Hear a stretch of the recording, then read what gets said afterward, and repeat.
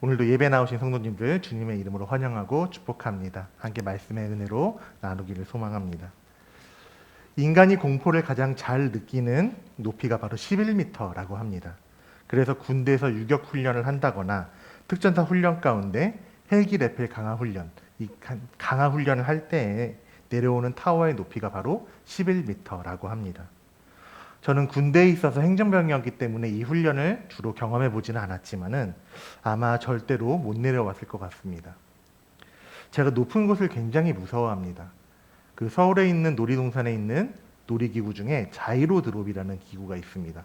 높은 데에서 뚝 떨어지는 놀이기구인데요. 그 기구를 20살 때 아무 생각 없이 탔다가 정말 과장이 아니고 심장이 멈추는 듯한 그런 경험을 한 적이 있습니다.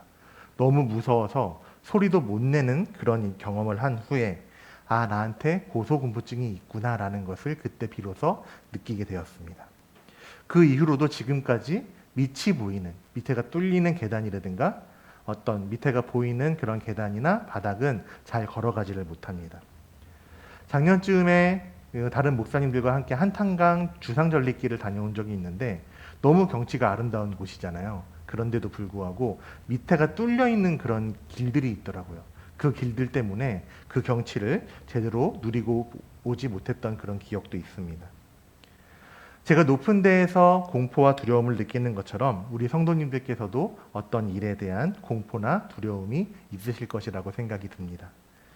미국의 소설가이자 시인인 하워드 필립스 러브크래프트라는 작가가 이런 말을 했습니다. 인간의 가장 오래된 감정은 공포, 두려움이다 라는 그런 이야기를 했습니다. 이 말처럼 우리 가운데 두려움은 다양하게 존재합니다. 실패에 대한 두려움이 있을 겁니다. 내가 사업을 실패하면 어떡하지? 내가 계획하고 준비한 일이 실패하면 어떡하지? 학생들이나 청년들 같은 경우는 진학이나 취업에 실패하면 어떡하지라는 그런 걱정과 두려움이 마음 한켠에 자리 잡고 있기도 할 겁니다. 또 어떤 일에 있어서 거절당할까 봐 두려워하기도 합니다.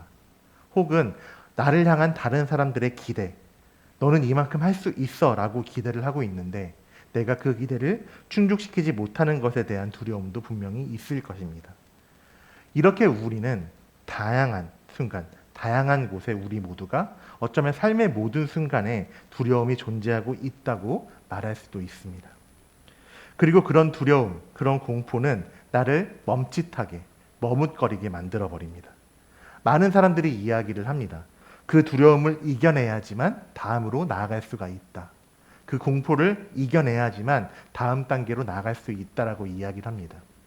마치 군대에서 그 11m 타워에서 강화 훈련을 반복해서 시킴으로써 그 두려움을 이기고 나중에 만일 실전에 투입될 일이 있을 때에 그보다 더 높은 높이에서도 두려움 없이 뛰어내릴 수 있다라고 이야기를 하는 것처럼 지금 느끼는 그 두려움을 내가 박차고 다음 단계로 나아가야지만 그 된다라고 이야기를 하기도 합니다.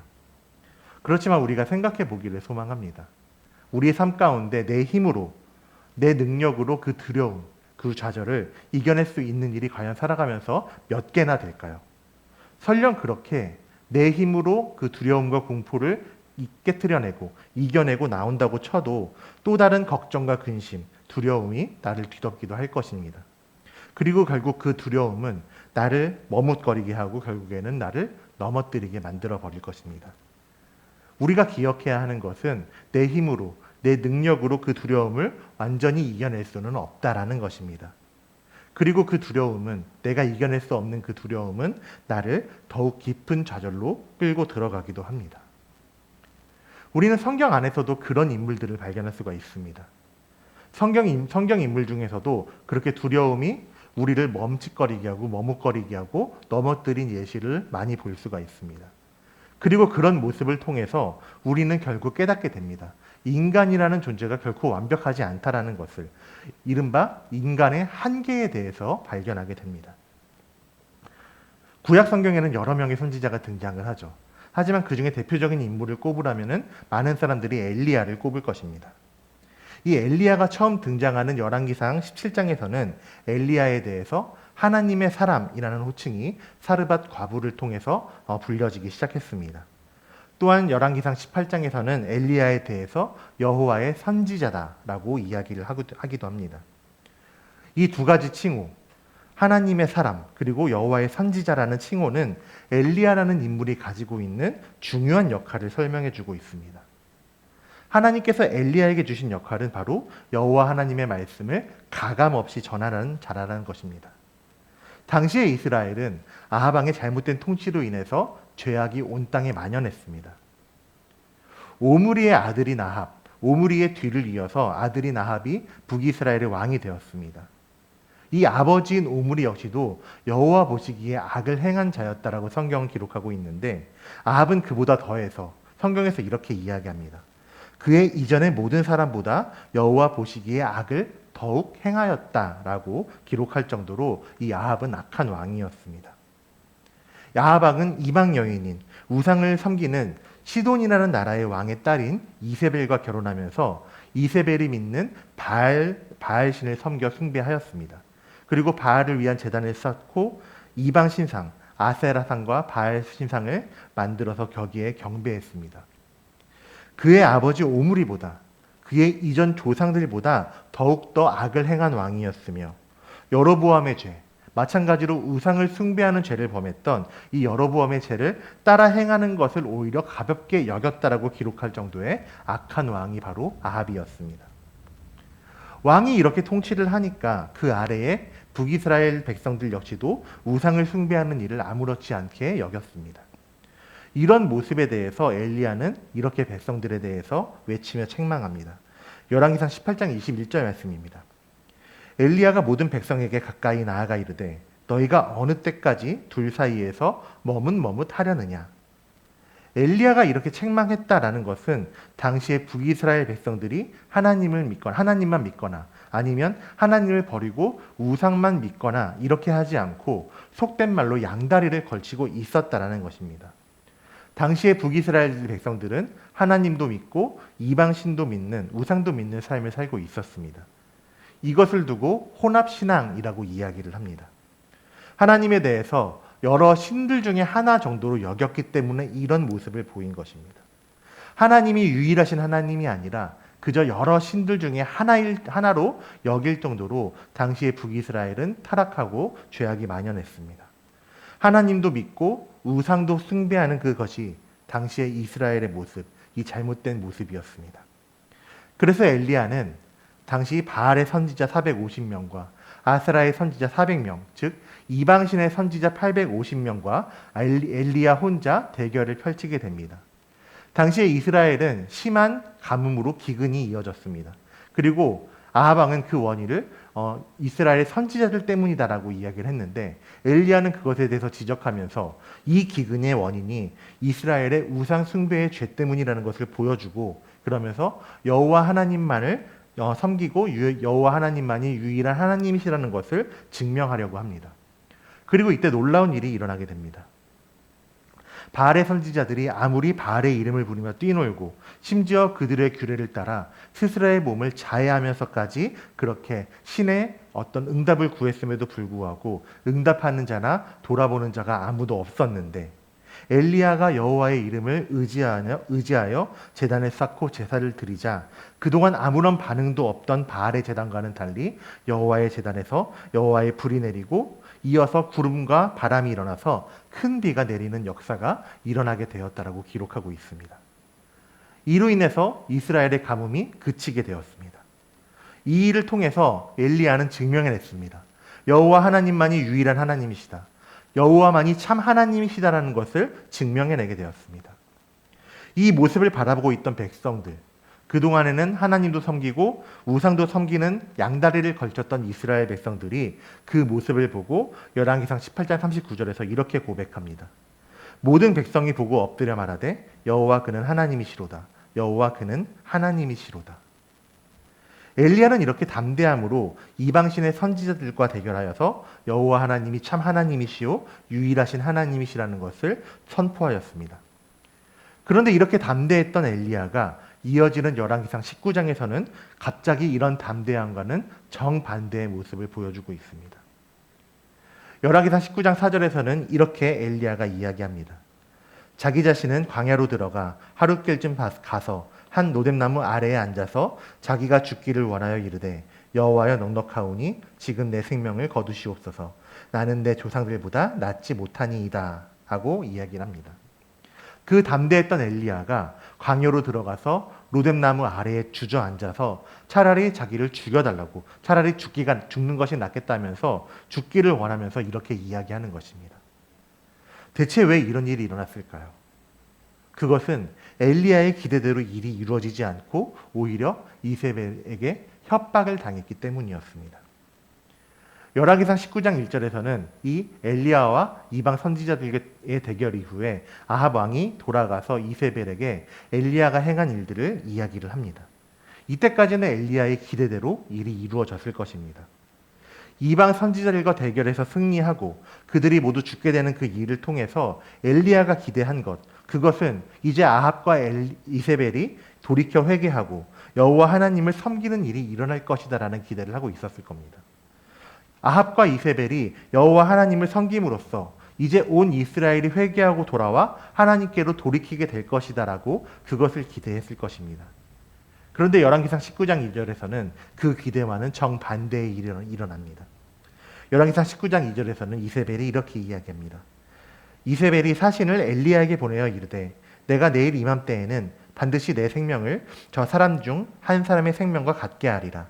그렇게 하지 아니하면 신들이 내게 벌 위에 벌을 내림이 마땅하니라 한지라. 사실 이세벨이 정말로 엘리야를 죽일 생각이 있었다라고 보기는 힘듭니다. 만일 이세벨이 정말로 엘리야를 죽이려고 했다면 사신을 엘리야에게 보내는 것이 아니라 바로 자객을 보내거나 군대를 보냈겠죠. 그러나 이세벨은 이방신을 숭배하는 이방 선지자들 모두 죽인 엘리야, 또 그로 인해서 백성들의 칭송을 받는 엘리야를 죽이는 일이 분명히 부담스러웠을 겁니다. 그렇기 때문에 2절에서의 이 이야기, 이세벨이 이렇게 이야기한 것은 선전포고가 아니라 공갈 협박에 가깝다라고 보아야 합니다.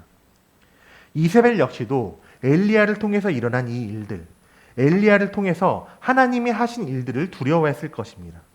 그렇지만 아마도 여러 가지 이유들, 특히 정치적인 이유로 인해서 그 두려움을 감추기 위해서 이세벨은 이렇게 사신을 보내서 엘리야에게 공갈 협박을 일삼았던 것입니다. 그런데 이 공갈 협박에 엘리야가 무너져 버린 겁니다. 열왕기상 19장 3절에서는 이렇게 기록하고 있습니다. 그가 이 형편을 보고 일어나 자기의 생명을 위해 도망하여. 이세벨이 자신을 죽일 것이다라는 협박으로 인해서 두려움에 빠져서 자신의 생명을 위하여 도망쳐 버린 것입니다. 그렇게 담대했던 엘리야, 850대 1의 대결에서도 담대했던 엘리야는 이 두려움으로 인하여 걷잡을 수 없이 무너져 내려버렸습니다. 그리고 이 두려움으로부터 온 좌절은 엘리야를 깊은 우울로 빠지게 하였습니다. 더 이상 엘리야는 도망칠 힘도 일어날 힘도 없었습니다. 그렇기 때문에 이 말을 차라리 내 생명을 거두어 가시옵소서라고 말하고서는 로뎀나무 아래 누워 잤다고 기록하고 있는 것입니다. 이것은 단순히 잠을 잤다는 의미 이상입니다. 실제로 우울증을 앓게 되면은 어떤 것을 할 힘도 없이 아무 의욕이 생기지도 않고 힘이 생기지도 않습니다. 그냥 그런 것처럼 엘리야가 우울증에 빠져서 그냥 죽기만을 기다리면서 더 이상 어떤 것을 해낼 힘도 없이, 어떤 것을 해낼 자신도 없이 다 포기하고 힘없이 누워 있었다는 것입니다. 열왕기상 18장에서의 엘리야, 바알의 선지자들과 맞서 싸운 엘리야가 19장에서의 엘리야의 그 모습이 과연 동일 인물이 맞기는 한 것인가, 그런 의문이 들 정도로 정반대의 모습을 우리에게 적나라하게 보여주고 있습니다. 또한 오늘 본문 마태복음 14장에서의 제자들 역시 마찬가지입니다. 예수님은 오병이어 사건 이후에 사람들을 직접 돌려보내십니다. 그리고 그동안 제자들은 먼저 배를 타고 게네사렛 지역으로 이동하게 하셨습니다. 바로 이때 제자들에게 두려움이 닥치게 됩니다. 오늘 본문 24절 말씀을 보시면 배가 이미 육지에서 술이나 떠나서 바람이 거스름으로 물결로 말미암아 고난을 당하더라 라고 기록하고 있습니다. 바람이 거스르고 물결로 말미암아 고난을 당했다. 제자들이 배에 타고 있는 사이에 폭풍이 들이쳤다라는 것입니다. 유대인들에게 있어서 폭풍이라는 것은 두려움의 요소입니다. 또한 이 시간은 낮 시간이 아니라 밤 시간이었습니다. 시편에서도 흑암 혹은 밤에 공포와 두려움이 찾아온다라고 이야기하고 있지만 그럴 정도 유대인들에게 있어서 이 밤이라는 시간은 공포와 두려움의 시간이었습니다. 제자들에게 있어서는 이 상황들, 폭풍이 닥치고 어두운 밤 시간, 충분히 두려움이 가득할 상황이었을 것입니다. 그런데 그 두려움이 극대화되는 사건이 일어납니다. 누군가가 바다 위를 걸어오는 것을 밤 사경, 우리나라 시간으로 새벽 3시에서 6시 사이 깜깜한 시간에 어느 누군가가 바다 위로 걸어오는 것을 보게 된 것입니다. 어두운 바다 위를 누가 걸어온다? 그 어느 누구라도 놀라 넘어질 일입니다. 26절 후반부에서는 제자들이 그것을 보고 놀라 유령이라 하며 무서워하여 소리를 질렀다라고 기록하고 있습니다. 그렇지만 예수님의 대답으로 인해서 물 위를 걸어오시는 분이 바로 예수님이라는 것을 알게 되자 베드로는 놀라워하면서 이렇게 이야기합니다. 베드로가 대답하여 이르되 주여 만일 주님이시거든 나를 명하사 물 위로 오라 하소서 하시니 베드로에게는 지금 물 위를 걸어오신 예수님이 자기 역시도 물 위를 걷게 하실 수 있는 분이라는 것을, 자신들을 공포에 떨게 하고 있는 바람과 파도, 폭풍을 잠잠하게 하실 수 있는 분이라는 믿음이 있었습니다. 그렇기 때문에 이렇게 예수님께 요청하는 것입니다. 그리고 그 예수님의 부르심에 따라서 바다 위를 베드로가 걸어가고 있을 때 베드로의 눈에 보인 것은 다시 바람과 바다였습니다. 그 풍랑과 바람을 보고 다시 이렇게 30절 상반절에서는 바람을 보고 무서워하여 빠져가는지라라고 기록하고 있습니다. 믿음으로 나아갔지만 눈앞에 보이는 현실, 풍랑이 닥치고 바람이 불고 파도가 치는 그 상황에서 다시 무서워하여 바다에 빠지게 되었다라는 것입니다. 엘리야의 상황과 마찬가지죠. 하나님의 승리와 예수님의 이적을 목격하였음에도 불구하고 눈앞에 보이는 현실, 자신에게 닥친 그 현실이 다시금 베드로를 두려움에 빠지게 한 것입니다. 결국 베드로는 자신이 물에 빠져가자 다시 소리를 지르며 두려워하였다라고, 무서워하였다라고 기록하고 있습니다. 엘리야와 베드로, 이 두 사람의 믿음이 작아서 이런 일이 일어난 것일까요? 두 사람이 하나님의 능력, 예수님의 능력을 의심하였기 때문에 두려움에 빠진 것일까요? 그렇지 않습니다. 이 모습들은 엘리야와 베드로가 아무리 뛰어난 선지자요, 아무리 뛰어난 제자라 할지라도 그들 역시도 한계가 분명하다라는 것을, 한계가 분명한 사람이라는 것을 보여주고 있고 그들의 한계에 대해서 우리에게 적나라하게 보여주고 있는 것입니다. 눈앞에 보이는 상황이 그들을 두려움에 빠지게 만들었습니다. 하나님의 능력을 의심하지는 않지만 나의 현실에 일어나는 그 일들을 바라보게 되고 경험하게 되면서 두려움에 빠지고 만 것입니다. 결국 엘리야와 베드로의 이 모습, 두려움에 빠져서 좌절하고 아무것도 할 수 없는 깊은 우울로 들어가고 바다 위를 걸어가고 있으면서도 자기에게 불어오고 닥치는 바람과 파도, 풍랑에 다시 두려워하는 그 마음이 생기는 이 모습들은 인간이 아무리 스스로 두려움을 극복하려고 해도 그럴 수 없다라는 것을, 스스로의 힘으로는 이겨낼 수 없다라는 것, 사람의 용기와 의지에는 분명한 한계가 있다라는 것을 우리에게 보여주고 있는 것입니다. 그렇다면 우리는 그 두려움을 이겨낼 수 없는 것일까요? 분명한 사실은 나는 할 수 없다라는 것입니다. 그렇지만 거기서 이야기가 끝나지 않습니다. 나는 할 수 없지만 하나님께서 그런 나를 붙드시고 일으키시기 때문에 우리가 그 두려움을 바꿀 수 있다라는 것을 하나님께서는 분명하게 말씀해 주시고 있습니다. 이세벨에게 두려움을 느껴 도망친 엘리야에게 하나님이 어떤 일을 행하셨습니까?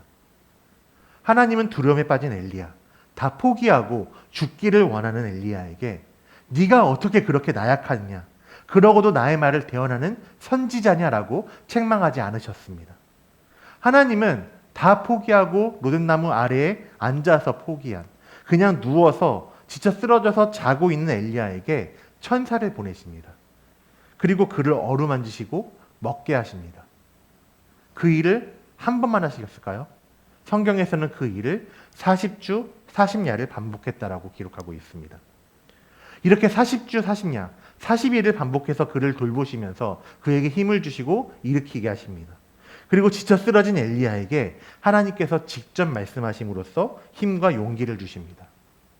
열왕기상 19장 12절에서는 또 지진 후에 불이 있으나 불 가운데에도 여호와께서 계시지 아니하더니 불후에 세미한 소리가 있는지라라고 기록하고 있습니다.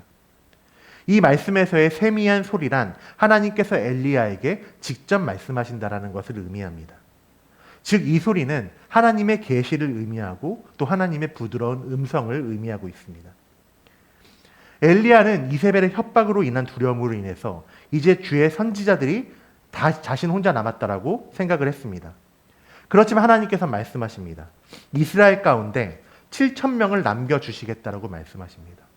그리고 이 7,000명이라는 숫자는 실제로 7,000명에 불과한 것이 아니라 더 많은 수를 의미하는 상징적인 숫자입니다.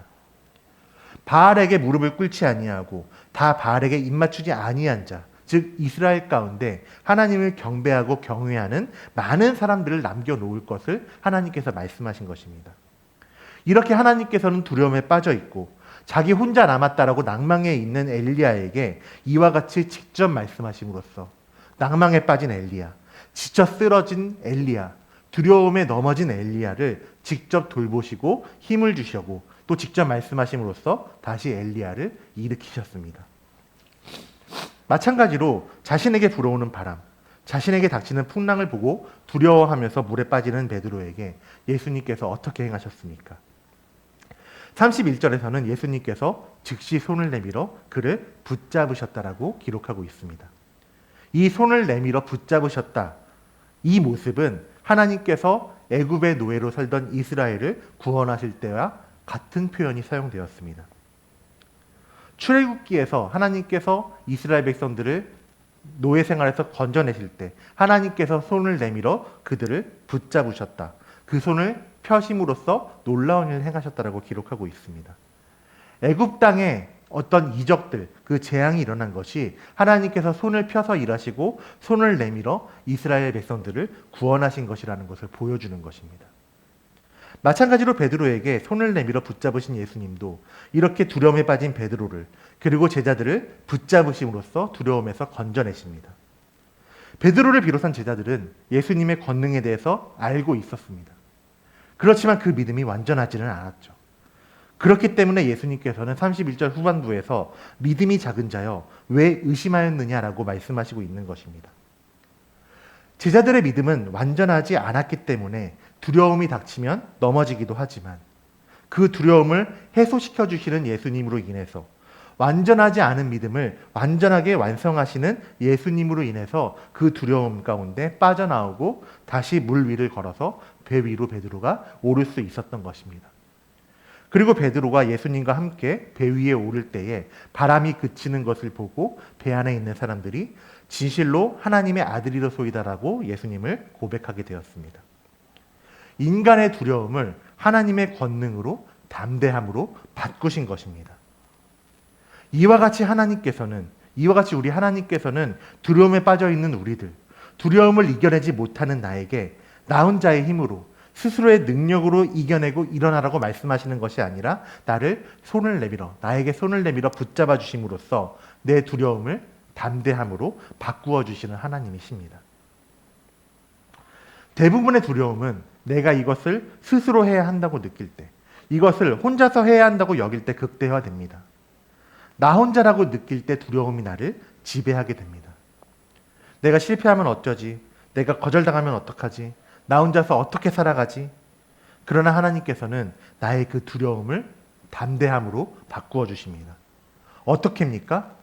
나와 함께 하심으로써 그 두려움을 담대함으로 바꾸어 주시는 하나님이시라는 것입니다.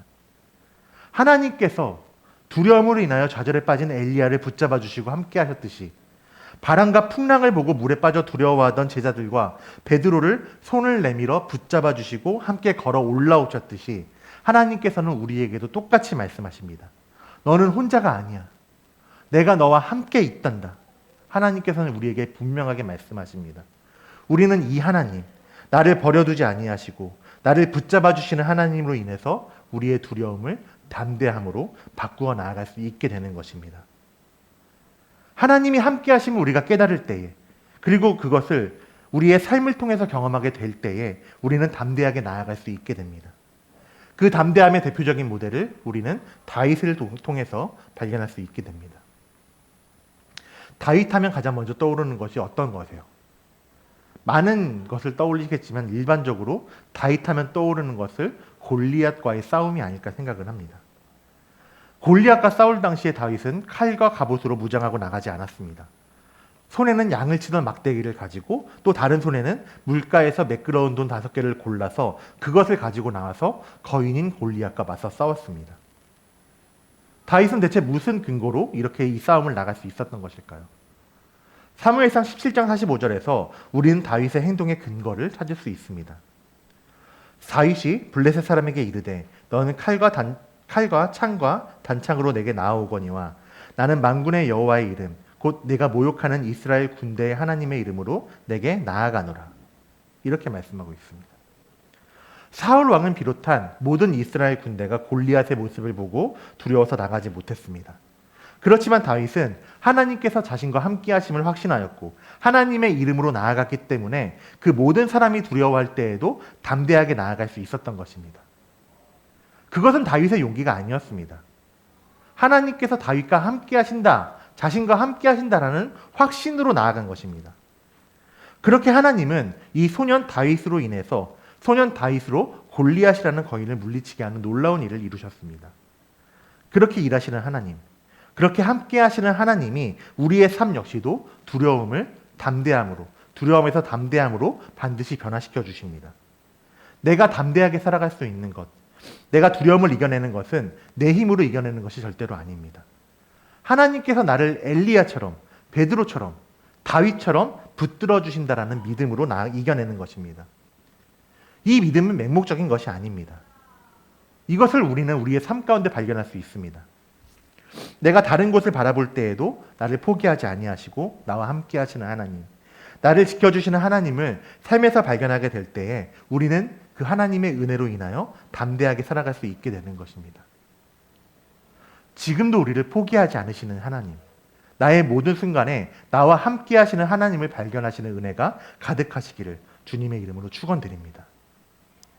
나를 붙들어 주시는 하나님, 포기하지 아니하시는 하나님을 발견하심으로써 우리는 비로소 이렇게 고백할 수 있습니다. 나는 주님으로 인하여 담대해질 수 있습니다. 나는 주님으로 인하여 일어설 수 있습니다. 우리는 하나님께서 나와 함께 하신다는 것을 발견할 때 이것을 고백할 수 있는 것입니다. 내 힘이 아니라, 내 능력이 아니라 우리 하나님을 의지하시는 우리 예수소망교회 모든 성도님들 되시기를 주님의 이름으로 축원드립니다. 나는 한계에 부딪힐 수 있습니다. 나는 넘어질 수 있습니다. 그렇지만 한계에 부딪혀 넘어지는 나를 하나님께서 일으켜 세우시고 나를 붙들어 주셔서 나에게 담대함을 주십니다.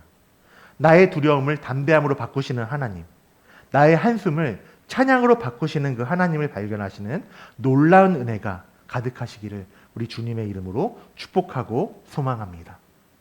우리 함께 이 시간 찬양하며 나아가겠습니다.